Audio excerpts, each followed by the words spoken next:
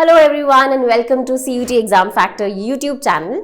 And आज हम बात करेंगे CUET एग्जाम सिलेबस के बारे में डिटेल में। हमने पहले भी इस बारे में बात करी है, लेकिन आज इस वीडियो में हम और डिटेल में जानेंगे कि CUET एग्जाम सिलेबस को जानना आपके लिए जरूरी क्यों है। तो जैसा कि पहले मैंने बताया था दैट NTA ने ऑफिशियल नोटिफिकेशन जो रिलीज करी है regarding CUET 2024, according to that CUET exam will have 3 sections. Although जो CUET का एग्जाम पैटर्न रहा है that has been consistent since 2022 and expect किया जा रहा है कि 2024 में भी सेम ही एग्जाम पैटर्न रहेगा। आज इस वीडियो में एक इंपॉर्टेंट बात जो आपको नोट करनी जरूरी है that students have the flexibility to choose minimum 3 subjects and maximum 10 subjects from all these 3 sections. Now, why are we focusing on knowing the syllabus for CUET? जब आप CBSE के लिए पढ़ाई कर रहे हैं, बोर्ड्स के लिए पढ़ाई कर रहे हैं, so you must be thinking कि हम ऑलरेडी प्रिपरेशन तो कर रहे हैं बोर्ड्स के लिए, तो CUET के सिलेबस के लिए हम स्पेशली आप लोगों के लिए वीडियो क्यों बना रहे हैं? तो ये इसलिए इंपॉर्टेंट है क्योंकि कुछ ऐसे टॉपिक्स हैं जो आपके CBSE बोर्ड्स में नहीं है बट आपके CUET में पूछे जाते हैं। अब वो आपको कैसे पता चलेगा? जब तक आप थरो नहीं होंगे सिलेबस में तब तक आपको नहीं पता चलेगा कि कौन से टॉपिक मुझे मिस आउट नहीं करने हैं और स्पेशली पढ़ने हैं, क्योंकि ऑलरेडी आप बोर्ड्स में कुछ टॉपिक पढ़ चुके हैं बट कुछ टॉपिक्स ऐसे हैं जो आपको बाद में CUET के लिए पढ़ना जरूरी है। जैसे कि आप किसी भी एस्पिरेंट को देखेंगे, कोई भी जो आपका नेशनल लेवल का टेस्ट होता है, जैसे हम UPSC की ही बात कर ले तो जो एस्पिरेंट्स होते हैं they are very thorough with the syllabus and this thoroughness is very very necessary for cracking and acing the exam. Similarly CUET का सिलेबस भी इसीलिए इंपॉर्टेंट हो जाता है so that you know that what topic you should not miss out, right? So as I told you कि 3 sections है CUET exam में। So first section जो है आपका लैंग्वेज सेक्शन है, right? लैंग्वेज सेक्शन में there is section 1A and section 1B। section 1A के आपको सब्जेक्ट्स जैसे कि स्क्रीन पे दिख सकते हैं, English, Hindi, Gujarati, Bengali etcetera, you can see that on the screen. And section 1B में और डिफरेंट लैंग्वेजेस हैं जैसे Chinese, German, French, Arabic etcetera, right? अब क्वेश्चंस कैसे पूछे जाते हैं लैंग्वेज सेक्शन में, अगेन वेरी इंपॉर्टेंट, क्योंकि आपको डिफरेंट क्वेश्चंस की प्रैक्टिस करनी चाहिए। अगर आपको पता होगा कि कैसे क्वेश्चंस पूछे जाते हैं तो आप उन्हीं क्वेश्चंस को प्रैक्टिस में या मॉक टेस्ट में करेंगे, जैसा कि CUET की मॉक टेस्ट एग्जाम फैक्टर की वेबसाइट पे अगर आपने अभी तक नहीं करे तो please go and check them out.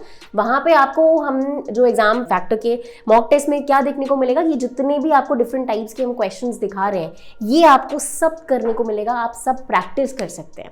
तो कैसे टाइप के क्वेश्चंस आते हैं? Reading comprehension, verbal ability, choosing the correct word, rearranging the parts, synonyms and antonyms and vocabulary। Section 2 होता है आपका डोमेन सब्जेक्ट्स का। बेसिकली वो सब्जेक्ट्स जो आपके सिलेबस से रिलेटेड है, मतलब आप क्लास 12th में जो पढ़ते हैं, अगर आप साइंस की स्टूडेंट्स हैं तो physics, chemistry, biology, mathematics, commerce के हैं तो जो भी आपके सब्जेक्ट्स रहते हैं ह्यूमैनिटीज़ के, वो आपके जो सब्जेक्ट्स होते हैं वो आपके आते हैं डोमेन सब्जेक्ट्स। जैसे कि डिपेंडिंग अपॉन किस स्ट्रीम में आप हैं वो आपका जो है डोमेन सब्जेक्ट होगा। Accounts, biology, business studies, chemistry, computer science, depending upon which stream you are in, right? And कुछ एडिशनल सब्जेक्ट्स भी होते हैं जैसे कि physical education, engineering, graphics, fine arts etcetera. अब इसमें जो आपके क्वेश्चंस रहते हैं they are entirely based on the NCERT class 12th questions, मतलब जो भी आप NCERT में पढ़ते हैं अपने बोर्ड्स के लिए। लेकिन जैसा कि मैंने वीडियो की स्टार्टिंग में बताया था कुछ ऐसे टॉपिक्स हैं जो आपके बोर्ड्स में नहीं पूछे जाते हैं, they are asked in CUET, और इसीलिए क्या इंपॉर्टेंट हो जाता है CUET का सिलेबस थरोली जानना। थर्ड सेक्शन होता है आपका जनरल टेस्ट का, जिसमें आपकी general knowledge, reasoning, current affairs ये सब आपका पूछा जाता है। जैसा कि मैंने बताया so these are in topic से बेसिकली आपके क्वेश्चंस आते हैं। GK and current affairs, numerical ability based questions आपके आते हैं, रीजनिंग बेस्ड क्वेश्चंस आते हैं एंड क्वांटिटेटिव एप्टीट्यूड के क्वेश्चंस आते हैं। So as you all aware that CUET का सिलेबस जानना बहुत जरूरी है, राइट? तो अब कैसे हम जानेंगे? बार बार ही तो हम वीडियो को नहीं चेकआउट कर सकते हैं, तो एक सिंपल सा वे है, आपको वीडियो के डिस्क्रिप्शन में हमारी वेबसाइट एग्जाम फैक्टर का लिंक मिल जाएगा। तो what you have to go, आपको जाना है एग्जाम फैक्टर की वेबसाइट पे, राइट? वहां जाके आप सिलेबस को डाउनलोड कर सकते हैं and keep it with yourself. जो भी आपको रेफर करना है, जब भी आपको जो भी सब्जेक्ट के लिए रेफर करना है, you can have that PDF with you all the time. So क्या स्टेप है?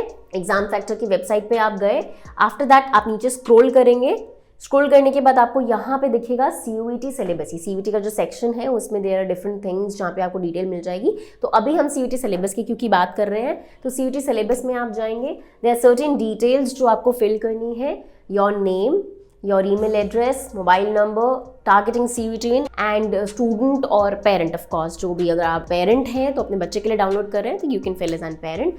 फिर आपको स्ट्रीम चूज करनी है। आफ्टर दैट आपको एक और सेक्शन आएगा जिसमें आपको सब्जेक्ट पूछेगा, क्योंकि इसमें इसे कंबाइंड सिलेबस नहीं है। For your ease we have given syllabus subject wise, right. तो आप हर सब्जेक्ट का जो भी आपके मेन सब्जेक्ट्स हैं, जो अपने सब्जेक्ट्स चूज कर रहे हैं, वो सब्जेक्ट को आप चूज करके अपना सिलेबस डाउनलोड करके अपने पास रख सकते हैं। सो इस वीडियो में हमने डिटेल में बात करी CUET के सेक्शंस के बारे में और CUET का सिलेबस इंपॉर्टेंट क्यों है, और मोस्ट इंपॉर्टेंट थिंग कि CUET का सिलेबस आप डाउनलोड कैसे कर सकते हैं एग्जाम फैक्टर की वेबसाइट पे। बाकी कोई भी अपडेट होगा, जो भी रीसेंट अपडेट CUET के रिगार्डिंग होगा, आपको कहाँ मिलेगा? सबसे पहले exam factor, CUET exam factor के यूट्यूब चैनल पे। So stay tune with us. अगर अभी तक सब्सक्राइब नहीं करा है तो सब्सक्राइब करना मत भूलें एंड बेल आइकन जरूर दबाएं ताकि आप हमारे से कोई भी नोटिफिकेशन मिस आउट ना करें। I will see you all in next video. Till then, happy learning.